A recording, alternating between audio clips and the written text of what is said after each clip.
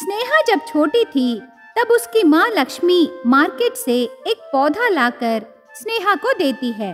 उसे देख के स्नेहा ने, मैंने सोचा था मेरे लिए तू खिलौने लाएगी, लेकिन तू तो ये पौधा लाई। खिलौना आज रहेगा और कल टूट जाएगा, लेकिन ये पौधा तू बड़ी होने तक तेरे साथ ही रहेगी। ये मीठे फल देकर ठंडी छाया देगी, इसीलिए मैं तेरे लिए इतना अच्छा गिफ्ट लाई। ऐसे कहती है। तब स्नेहा बहुत खुश होकर उस पौधे को बगीचे में लगाती है। वो हर रोज पौधे को पानी डालती है। दिन बीतते गए। लक्ष्मी की तबीयत बिगड़ के अचानक से वो मर जाती है। उससे लक्ष्मी का पति शारदा नाम की औरत से दूसरी शादी कर लेता है। 1 साल बाद शारदा को एक बेटी पैदा होती है। उसका नाम दिव्या है। दिव्या काले रंग में पैदा होती है। देखने में ज्यादा सुंदर नहीं थी।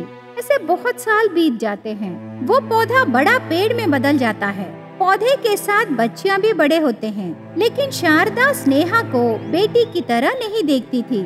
स्नेहा ज्यादा सुंदर रहने पर शारदा बहुत फील होती थी। एक दिन, ए स्नेहा, मेरे साथ मार्केट को आ, सब्जियां लाना है। ठीक है मौसी, अभी आती हूँ, ऐसे कहती है। इतने में दिव्या आकर, माँ मैं भी मार्केट को आऊंगी। नहीं बेटी, बाहर बहुत धूप है। कुछ नहीं होगा माँ, छतरी लेके आऊंगी, ऐसे कहती है। दिव्या और शारदा एक छतरी लेकर, स्नेहा और एक छतरी लेकर पैदल जाने लगे। रास्ते में तीनों को गांव वाले देखकर, ये स्नेहा तो बिल्कुल उसकी माँ पर गई है। देखने में वो बहुत सुंदर लग रही है, लेकिन वो सौतन की बेटी तो बहुत काली और बदसूरत है। जैसे माँ वैसे बेटी।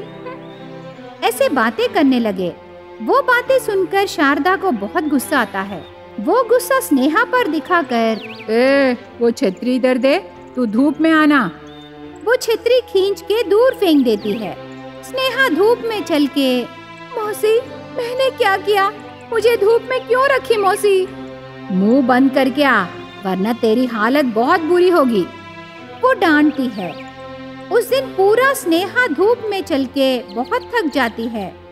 शारदा गुस्सा होने पर स्नेहा दुखी होके उस पेड़ के पास बैठती है जो उसकी माँ का याद है। वो बहुत रोने लगी। क्यों मुझे छोड़ के चली गई माँ, मेरे लिए वापस आओ ना।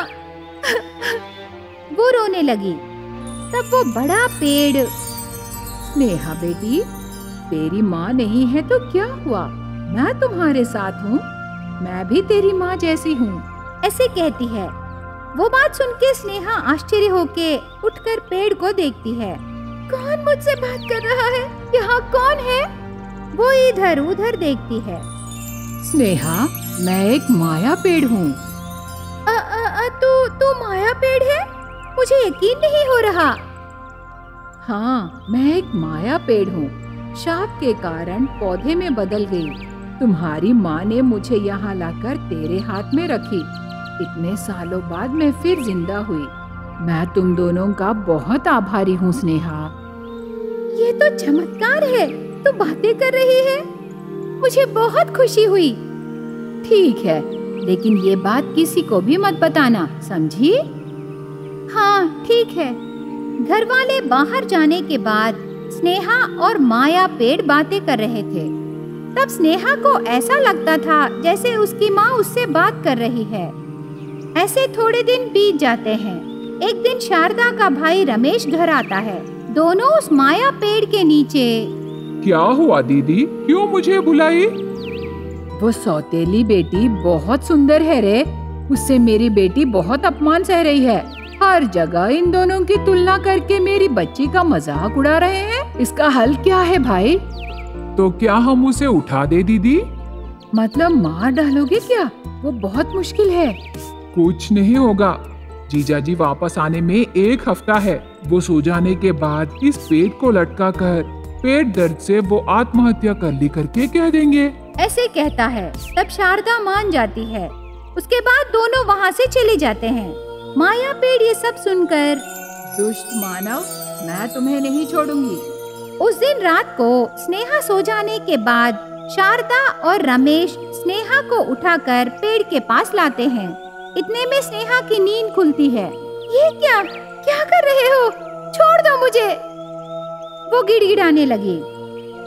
रमेश स्नेहा के गले को रस्सी बांधकर ऊपर खींचने की कोशिश की। इतने में पेड़ से जड़ें आकर शारदा और रमेश को घेर के दोनों को ऊपर खींचती है। कोई आके बचाओ, बचाओ, ऐसे चिल्लाने लगा रमेश। स्नेहा घबराने लगी। स्नेहा बेटी, मुझे बचाओ, इससे बचाओ बेटी। शारदा प्रार्थना करने लगी।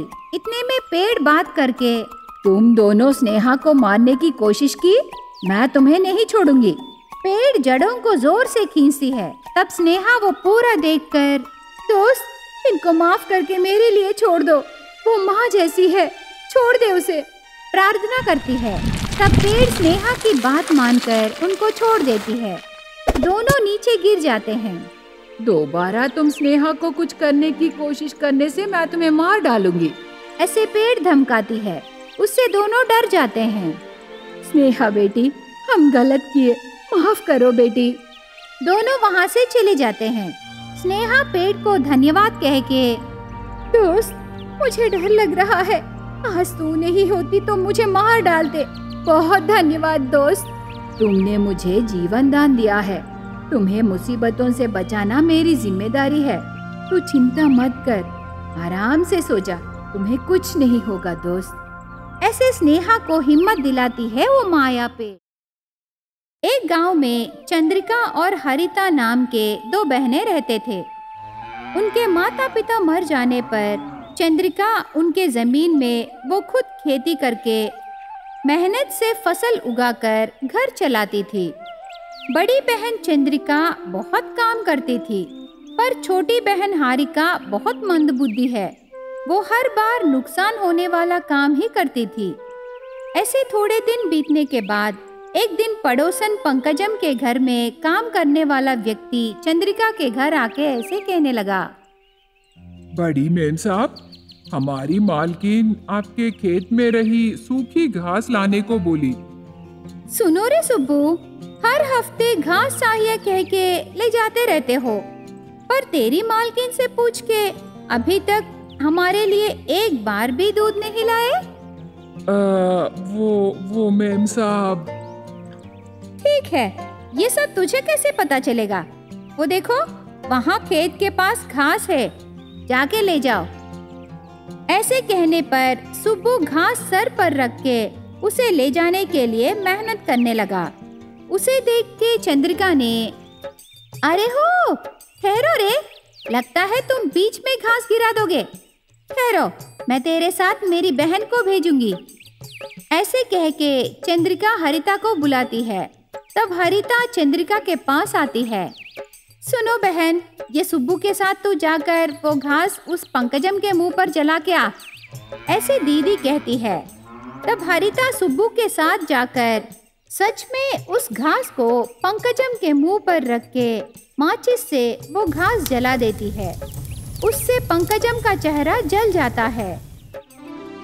तब ये सब पता चल के चंद्रिका शॉक होकर उस दिन से मंदबुद्धि हरिता को काम बताने के लिए बहुत डरने लगी।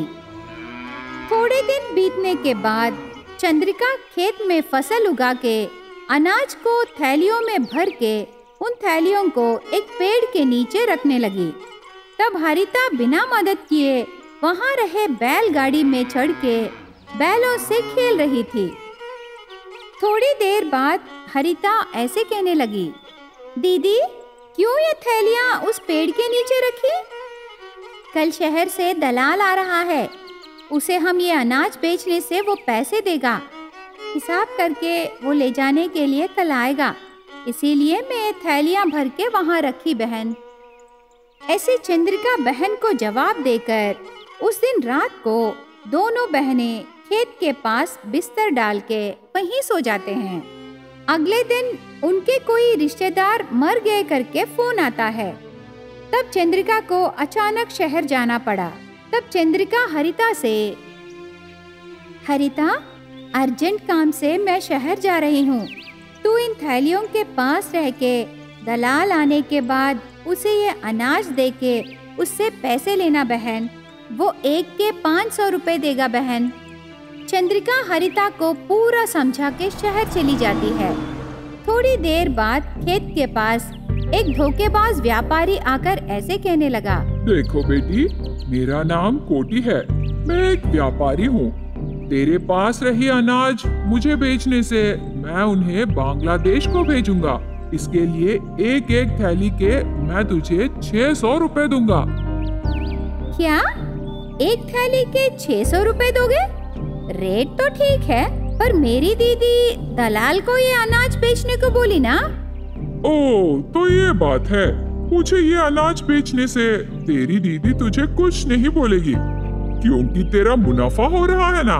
ऐसे कोटी कहते समय दलाल खेत के पास आकर ऐसे कहने लगा, हरिता, ये अनाज ले जाने तेरी दीदी बुलाई। कहाँ है अनाज? अनाज की थैलियाँ तो वहाँ है, पर तुम एक थैली के कितना दोगे? और कितना? हर बार की तरह एक का 500 दूंगा। क्या 500? जाके काम देख लो, मैं अपना अनाज दूसरे को बेचूंगी। एक बार फिर से सोच लो हरिता, क्योंकि बाद में तू ही पछताएगी। मैं तो बहुत सोच ली, पहले तुम यहाँ से चले जाओ। ऐसे जोर से कहकर दलाल को वहाँ से भेज देती है। उसके बाद कोटी से वो ऐसे कहने लगी, सुनो कोटी, तू जल्दी से वो थैलियाँ लेके एक थैली के 600 रुपए मतलब 30 थैलियों के 18,000 दे के जाओ। हाँ जरूर, पर पहले तेरे पास रहे अनाज को हमारे लैब में चेक करना है। चेकिंगा? हाँ, तेरा अनाज कैसा है चेक करना है ना। उसके लिए हम 3 लैब्स में टेस्ट करेंगे। इसीलिए पहले तू हमें एक थैली अनाज देने से मैं उसे शहर ले जाकर टेस्ट करके अगले दिन आकर बाकी थैलियाँ ले जाके पैसे दूंगा। क्या 3 लैब्स में टेस्ट कराओगे? तो एक थैली से क्या करोगे? और एक ले जाओ, कल पैसों के साथ आना, ठीक है? ऐसे हरिता कहकर मुफ्त में वो 2 थैलियाँ भेज देती है। अगले दिन बहुत बारिश पड़ने पर खेत में पानी आकर अनाज पूरा भीग जाता है।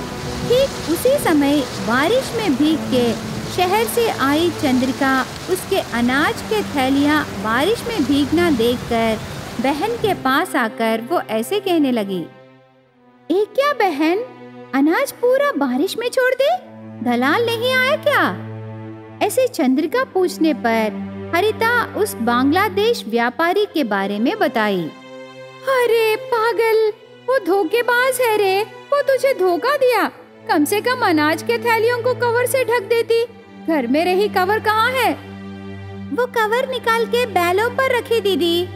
ऐसे बहन भोलेपन से जवाब देने पर चंद्रिका हरिता को कुछ नहीं कह सकी और रोते हुए उसके भीगे अनाज को वो बैलगाड़ी में रखती है।